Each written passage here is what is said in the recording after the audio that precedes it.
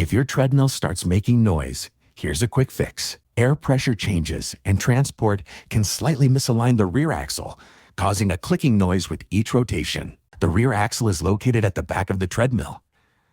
For illustration, we've removed 3 slats to show its position, but you do not need to remove any slats yourself. To lubricate the rear axle, use a spray lubricant with an extension. The extension is essential to accurately reach the axle through the slats. Apply the lubricant directly where the steel axle inserts into the frame on both the left and right sides. Use a flashlight to locate the axle through the slats. Then apply a small amount of lubricant on each side using the spray extension.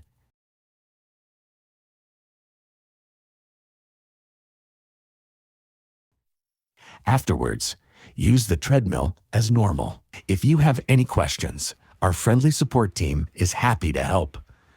We hope you enjoy your Walkolution treadmill.